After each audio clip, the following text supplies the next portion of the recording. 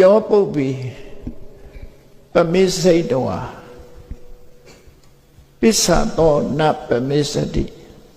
သောမံလောကံပပတိတိအဘမုဒ္ဒောဝသန္တိမလူတယောက်ကရှေးရခင်ကကောင်းတဲ့အလုပ်တွေကိုမေ့ပြီးမကောင်းတာတွေဘယ်လောက်ပဲလုပ်နေဆိုလိုတာလူတယောက်ဟာအကောင်းဆုံးအကြောင်းကျိုးနားမလဲလို့ကောင်းတဲ့အလုပ်တွေပေါ်မှာမေ့လျော့ပြီးတဲ့အခါမှာအသိဉာဏ်ရလာတဲ့အချိန်မှာအဲ့ဒီမေ့လျော့မှုတွေကိုဖယ်ရှားပြီးတော့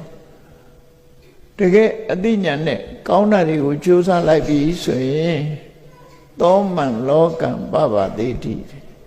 အဲ့ဒီပုဂ္ဂိုလ်ဟာလောကအကြောင်းကိုရှင်ထဲမှာလင်းငနဲ့ဖြစ်သောအောင်သိပြီးအဘမုဒ္ဒောဝသန္တိမှာတိမ်တိုက်ကနေပြီးတော့လွတ်ထွက်လာတဲ့လာမင်းကြီးဟာအလင်းအောင်တောက်ပါတယ်လို့ပဲလောကအကြောင်းသိပြီးလောကအရင်တုန်းကမိုက်မှားခဲ့တဲ့အမှောင်ထူကြီးဟာအခုချိန်မှာသူ့ဘဝမှာအလင်းရောင်ရသွားပြီလို့သူဆိုလို့တယ်အဲ့တော့ဆိုလိုတာကတစ်ချိန်တုန်းကမိုက်ခဲ့တာမိုက်သို့တော့အမှန်သိတဲ့အချိန်မှာဆက်မမိုက်ဖို့ပဲအရေးကြီးတယ်သူပြောချင်တာဒါပဲเนาะလူတွေဟာအမတ်တိယုံနဲ့အမှန်ပြင်ခဲ့တယ်ပေါ့မမတ်တော့သိတယ်ဆက်လုံနေကြတယ်တချို့မမှန်သိတယ်ဆက်လုံတယ်ဟောရှင်ဥလိမာလာမမှန်သိတဲ့အချိန်မှာဆက်လုံတော့ဆုံးဖြတ်လိုက်တယ်ကောင်းတဲ့အလုပ်ကိုကြိုးကြိုးစားစားအထုတ်တယ်ဒါကြောင့်မို့ဒီယောပုပ္ပိပမိစိတ်တောအကောင်းဆုံးအကြောင်းကျိုးမသိခင်ကတော့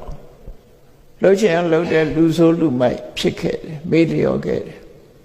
ပစ္ဆတောနပမိစတိအဲ့လိုမေ့လျော့တဲ့လူဟာအမှန်တရားကိုသိရှိနားလည်ပြီးတဲ့နောက်မှာတော့အမှန်တရားကိုလက်ခံကျင့်သုံးတယ်မမေ့မလျော့အဲ့ဒီပုဂ္ဂိုလ်ဟာသောမံလောကံပပတိတိအဘမုဒ္ဒောဝသန္တိတိမ်တိုက်ကလွတ်ထွက်လာတဲ့လာမင်းကြီးဟာလောကကြီးတစ်ခုလုံးကိုလင်းအောင်ဖြန့်ကျင်းနိုင်တယ်လို့ပဲသူဟာလည်းပဲလောကအကြောင်းကောင်းကောင်းသိပြီးအတိညာဆိုတဲ့အလင်းရောင်ကြီးသူ့ရင်ထဲမှာရောက်ရှိလာခဲ့ပြီလို့ဒါသူယဟနာဖြစ်သွားတဲ့အခါမှာဒီလိုဥဒ္ဒံချူလိုက်တာဖြစ်တယ်ပေါ့နော်အဲ့တော့ဒီလောက်အကုသိုလ်တွေလှုပ်ထားတဲ့ပုဂ္ဂိုလ်တရားဟာဒီအကုသိုလ်ကအကျိုးမပေးတော့ဘူးလားဆိုပေးတော့ပေးတာပေါ့အကုသိုလ်ဆိုတာမျိုးသို့တော့အကျိုးမပေးနိုင်အောင်ဘယ်လိုဖြစ်တာလဲဆိုယတပပံကတံကမ္မံကုသလေနပိဋိယတိသောမံလောကံပပတိတိအဘမုဒ္ဒောဝသန္တိမာသူလုတ်ခဲ့တဲ့လူပေါင်းထောင်ချီပြီးတော့ရဲဆက်ဆက်တပ်ဖြတ်ခဲ့တဲ့အကုသိုလ်ကံကြီးကိုမမှန်မကန်လောက်ရကြီးကိုကုသလေနပိဋိယတိအစွမ်းထက်တဲ့ရတ္တမက်ဆိုတဲ့ဝိပဿနာဉာဏ်နဲ့ကျင့်ကြံကြိုးကိုအထုတ်လိုက်လို့ရလာတဲ့ရတ္တမက်ဆိုတဲ့ကုသိုလ်နဲ့ဆုတ်ပိတ်ပြလိုက်တဲ့အခါမှာအကုသိုလ်ဟာ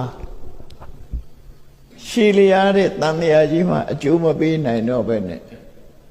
သူဟာကုသိုလ်နဲ့အကုသိုလ်ကိုကာကွယ်လိုက်တယ်လို့ဆိုလိုတယ်နော်အဲ့တော့လောကကြီးမှာအကုသိုလ်လုပ်ပြီးတော့စိတ်ပြက်ပြီးမထူတော့ပါဘူးလို့မထူးဆက်ခင်းမဲ့အစားလုပ်ခဲ့တဲ့အမှားတွေကိုအတိတရားရပြီးတော့ရှောင်ကျဉ်မှုကအဓိကကြတယ်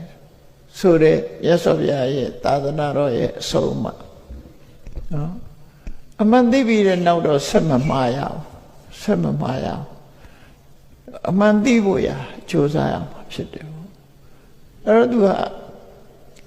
မကောင်းတဲ့လုပ်ရက်တွေကိုကောင်းတဲ့လုပ်ရက်နဲ့အစားထိုးပိတ်ဆို့လိုက်တယ်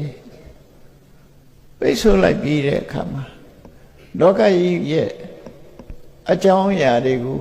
အသိဉာဏ်နဲ့သိသွားလို့သောမံလောကံပပတိတိအဘမုဒ္ဒောသန္တိမှာတိမ်တိတ်ထဲကလွတ်ထွက်လာတဲ့လာမင်းကြီးဟာအလင်းအောင်ဖြန့်ကျက်ထားတယ်လို့ပဲအဲ့ဒီပုဂ္ဂိုလ်ဟာလည်းပဲ လောကသဘာဝတွေကိုကောင်းစွာသိပြီးတော့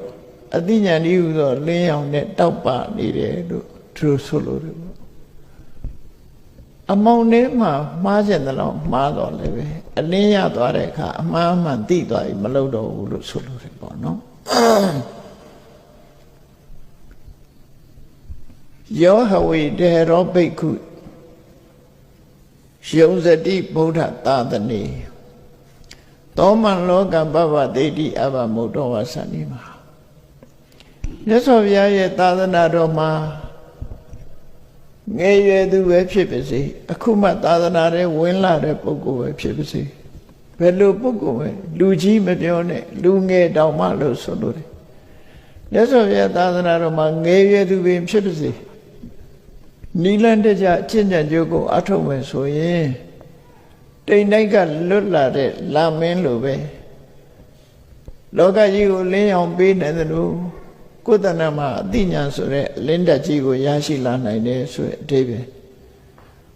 အဲ့တော့အထောက်ဖို့ရအဓိကကြတယ်လို့သူတို့ဆိုလို့တယ်ပေါ့နော်